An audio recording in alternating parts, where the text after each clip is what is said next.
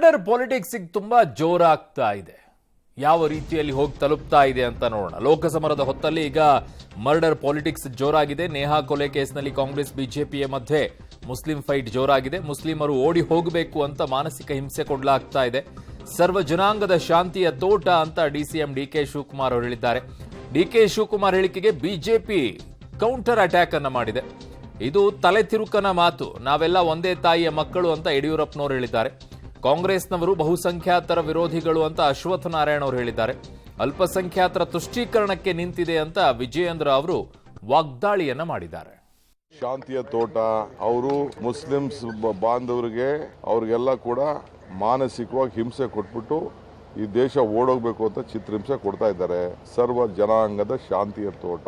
ಮತ್ತೆ ಯಾಕೆ ಅವ್ರ ಕೈಲಿ ಏನು ಕಾನ್ಸ್ಟಿಟ್ಯೂಷನ್ ಬದಲಾವಣೆ ಮಾಡೋಕ್ಕಾಗ್ತದ? ಸಂವಿಧಾನದಲ್ಲಿ ಎಲ್ಲರಿಗೂ, but at no point of time any criminal activity ನಾವು ಎನ್ಕರೇಜ್ ಮಾಡುದಿಲ್ಲ, ಯಾರಿಗೂ ಅವಕಾಶ ಕೊಡುದಿಲ್ಲ. ಶಾಂತಿಯಿಂದ ಈ ರಾಜ್ಯ ಇದೆ, ಶಾಂತಿಯಿಂದ ನಾವು ನಡ್ಸ್ಕೊಂಡು ಹೋಗ್ತೀವಿ. ತಲೆ ತಿರುಕು ಮಾತು ಇವ್ಯಾವುದಕ್ಕೂ ಕವಡೆ ಕಾಸಿನ ಕಿಮ್ಮತ್ತಿಲ್ಲ. ಈ ದೇಶದಲ್ಲಿ ಹಿಂದೂ ಮುಸ್ಲಿಂ ಕ್ರಿಶ್ಚಿಯನ್ ಒಂದೇ ತಾಯಿ ಮಕ್ಕಳಂತೆ ಬಾಳಬೇಕು ಅಂತ ಹೇಳುವಂತ ಪಾರ್ಟಿ ಭಾರತೀಯ ಜನತಾ ಪಾರ್ಟಿ. ಈ ತರ ಕ್ಷುಲ್ಲಕ ಹೇಳಿಕೆ ಕೊಡೋದ್ರಿಂದ ಮುಸ್ಲಿಂ ಮನವೊಲಿಸ್ತೀವಿ ಅನ್ನೋ ಭ್ರಮೆನಲ್ಲಿ ಅವರಿದ್ದಾರೆ. ಸಾಧ್ಯ ಇಲ್ಲ. ಈ ಬಾರಿ ದೊಡ್ಡ ಪ್ರಮಾಣದಲ್ಲಿ ಮುಸ್ಲಿಂ ಬಂಧುಗಳು ಸಹ ನಮಗೆ ದೊಡ್ಡ ಅಂತರದಲ್ಲಿ ಓಟನ್ನು ಹಾಕೋರಿದ್ದಾರೆ. ನಾವು ಎಲ್ಲರನ್ನೂ ಸಮಾನರಾಗಿ ಕಾಣ್ತೀವಿ. ಇವರಂಗೆ ದೇಶದಲ್ಲಿ ಮೊದಲನೇ ಹಕ್ಕು ಯಾರಿಗೆ? ಒಬ್ಬ ಬಡವನಿಗಿರಬೇಕು. ಒಬ್ಬ ಬಡವನಿಗಿರಬೇಕು ಅನ್ನೋದನ್ನ ಬಿಟ್ಟು ಇವ್ರ ದೇಶದಲ್ಲಿ ಮೊದಲನೇ ಹಕ್ಕು ಅಲ್ಪಸಂಖ್ಯಾತರಿಗೆ ಅಂತ ಹೇಳ್ತಾರಲ್ಲ, ಎಷ್ಟು ಮಟ್ಟಿಗೆ ಸರಿ ಇದೆ? ಇವತ್ತು ಸಿಎ, ಇವತ್ತು ಬೇರೆ ಬೇರೆ ದೇಶದಲ್ಲಿ ಕಿರುಕುಳಕ್ಕೆ ಅಖಂಡ ಭಾರತದಲ್ಲಿ ವಾಸ ಮಾಡ್ತಿದ್ದಂತ ನಮ್ಮ ಭಾರತೀಯರಿಗೆ ನೆಲೆ ಇಲ್ಲದೆ ಇವತ್ತು ಭಾರತದಲ್ಲಿ ಅನಿವಾಸಿಗಳಾಗಿ ಇವತ್ತು ಪೌರತ್ವ ಇಲ್ಲದೆ ಬದುಕ್ತಿರೋಂತದ್ನ ರದ್ದು ಮಾಡ್ತೀನಿ ಅಂತ ಹೇಳ್ತಾರಲ್ಲ, ಇವರೇನು ಏನಾರ ಮಾನವೀಯತೆ ಇದೆಯಾ? ಜವಾಬ್ದಾರಿ ಇದೆಯಾ?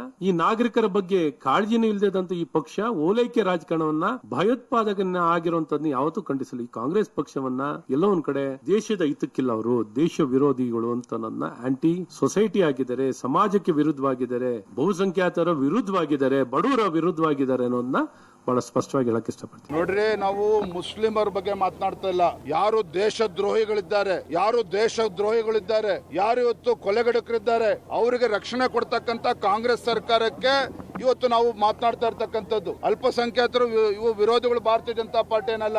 ಆದ್ರೆ ಇವತ್ತು ಅಲ್ಪಸಂಖ್ಯಾತರ ತುಷ್ಟೀಕರಣ ಮಾಡ್ತಕ್ಕಂಥ ನಿಟ್ಟಿನಲ್ಲಿ ಇವತ್ತು ಕೊಲೆಗಡಕರನ್ನ, ದೇಶದ್ರೋಹಿಗಳನ್ನ ಪಾಕಿಸ್ತಾನ್ ಜಿಂದಾಬಾದ್ ಅಂತೇಳಿ ಘೋಷಣೆ ಹಾಕಿರ್ತಕ್ಕಂಥವ್ರಿಗೂ ಏನ್ ರಕ್ಷಣೆ ಕೊಡ್ತಕ್ಕಂಥ ಕೆಲಸ ಇವತ್ತು ಕಾಂಗ್ರೆಸ್ ಸರ್ಕಾರ ಮಾಡ್ತಾ ಇದೆ. ಇದಕ್ಕೆ ತಕ್ಕ ಉತ್ತರ